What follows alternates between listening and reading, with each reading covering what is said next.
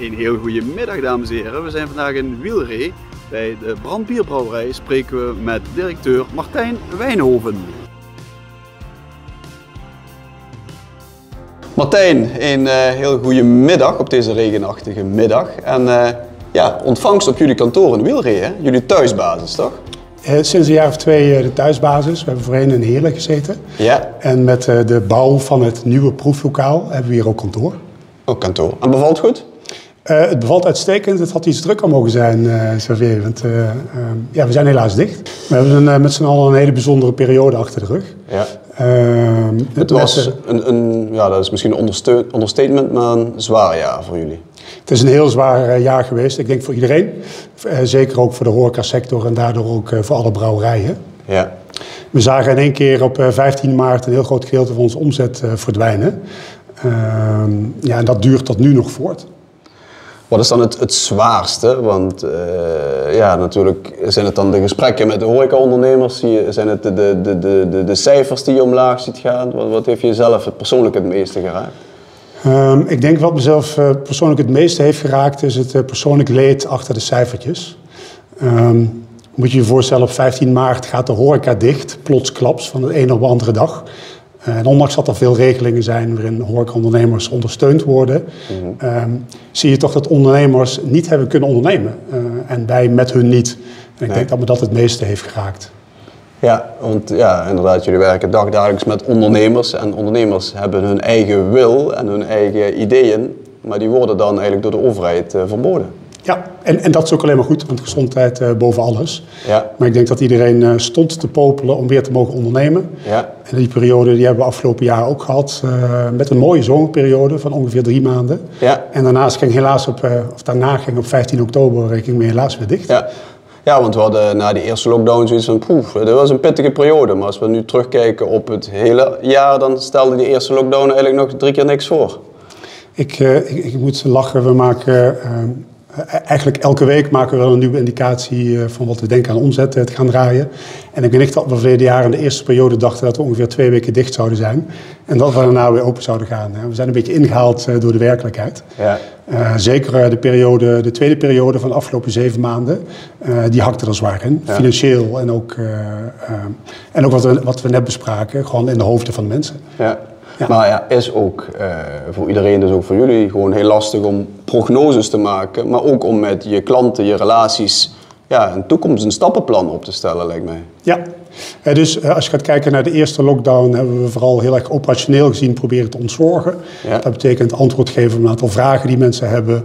We hebben het bierentour gehaald. Dat hebben we overigens ook weer gratis gebracht toen de horeca open kon. De techniek moest worden gereinigd, de techniek moest worden stilgelegd. Ja. En ook als je bijvoorbeeld weer open gaat naar zo'n periode van 7 maanden... die apparatuur staat normaal 24 uur per dag te draaien. Dat is niet automatisch. Dat als je de stekker erin steekt, dat die het dan meteen doet. Dus nee. Dat is, ook de technische dienst heeft overuren gedraaid. Heeft overuren, ja. Als je dan in de media kijkt, of daar hadden we het ook net over... en je volgt de media, de talkshows en zo... dan komt toch wel vaak naar voren van... ja, de grote brouwer die moet maar meer doen. Terwijl je hoort het niet over de andere leveranciers dat die dan maar meer moeten doen. Waar zit dat dan? Ik weet het niet. Ik denk even los van het feit dat hoge bomen veel wind vangen, hebben we daar dan in positieve zin ook baat bij. Ik denk wat goed is dat er een hele hoop voorbeelden zijn, niet alleen van brouwers, maar ook van andere leveranciers, dat iedereen zijn steentje heeft bijgedragen aan het overwinnen van deze crisis. En ik denk dat dat ook moet. Ja. We moeten het met z'n allen proberen te doen. En ik denk als je gaat kijken naar de steun die de overheid heeft gegeven, dat helpt al heel erg. Maar als je ziet wat brouwerijen en andere leveranciers hebben gedaan, dat is mooi en dat is goed. Dat is goed. Dus, hoe verlopen die gesprekken met relatiesklanten? Lijkt me niet altijd makkelijke gesprekken. Zeker in het begin niet. Moet je je voorstellen, de buitendienst was gewend om in de auto te stappen 's ochtends en een gesprek of 10 per dag te doen. En van de een op de andere dag mochten die niet naar buiten. Daar zijn we ook redelijk streng in geweest. Dus hebben we moeten leren omgaan met de nieuwe media. Om via teamcalls ondernemers te spreken. Of via de telefoon of via WhatsApp. we hebben nieuwe manieren gevonden om met elkaar in gesprek te komen. En dat is goed gelukt. Maar wat bespreek je dan? Stel, 1 november waren 2 weken dicht. Nou ja, we hadden niet verwacht dat we zo lang dicht zouden zijn. Maar je wist ook, ja, dit gaat niet ook nog maar 1 of 2 weken. Wat bespreek je in zo'n maanden met je relaties? Als je gaat kijken naar corona, dan zijn er natuurlijk een hele praktische zaken over hoe zit het met mijn voorraad. In de periode dat we dicht waren, hebben een heleboel ondernemers toch geprobeerd om hun zaak te optimaliseren.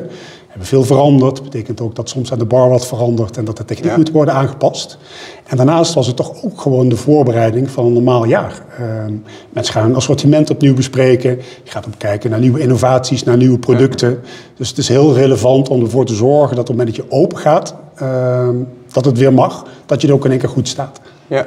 Nu dat je het zegt inderdaad, het viel mij ook op dat veel horecaondernemers, althans die de mogelijkheid hadden, inderdaad die tijd dat ze gesloten waren gebruikt hebben om hun concept te veranderen of hun interieur te veranderen.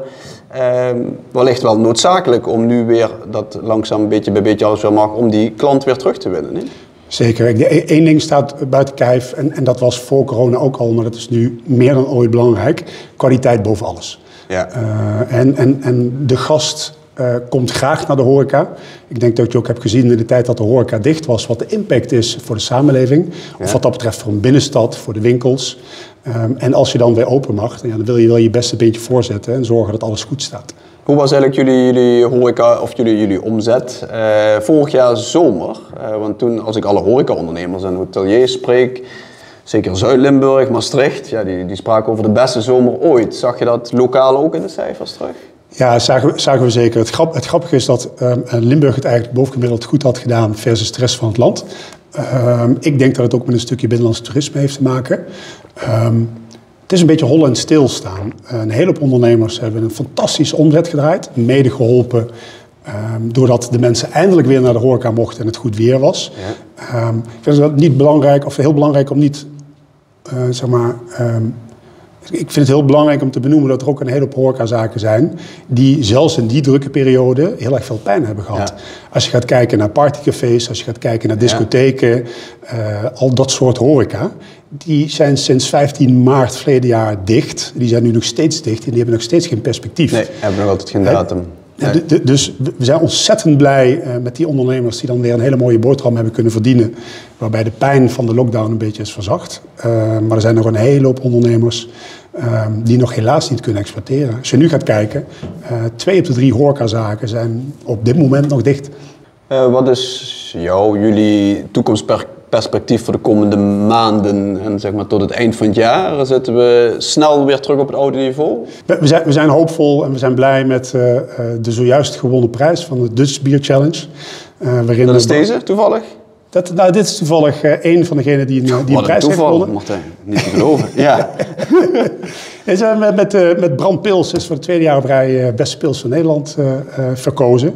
En Brand Dubbelbok en Brand IPA 0.0 hebben ook goud gewonnen. Dus daar zijn we echt heel erg trots op. En dat lijken me toch ook wel echt opstekers ook voor de medewerkers intern in deze tijden. Dat je toch, dat je daarin kunt optrekken van oké, qua afzet kan het helaas op dit moment niet altijd even, maar de kwaliteit blinkt nog altijd uit. Zo is dat. En blij om daar een steentje aan bij te dragen, maar met name trots op alle collega's hier op de brouwerij in Wielre.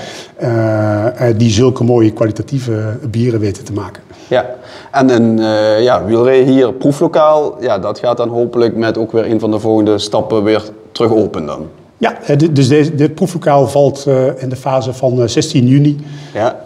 En dat wordt dan of iets later of iets eerder afhankelijk van de regelgeving. Oké. Zelf al op het terras gezeten de afgelopen weken? Uiteraard. Jij ook? Ik meerdere malen en ik zou niet anders durven, Martijn. Maar laten we hopen dat we ook weer langzaam maar zeker terug naar een mooie zomer mogen gaan. Dus, ik hoop snel genoeg met jou staand aan de bar ergens een glas brandbier te kunnen drinken. Zonder ons aan regelgeving of aan mondkapjes of dergelijke te moeten houden. Zo is dat. Dus, veel succes de komende maanden. Dankjewel.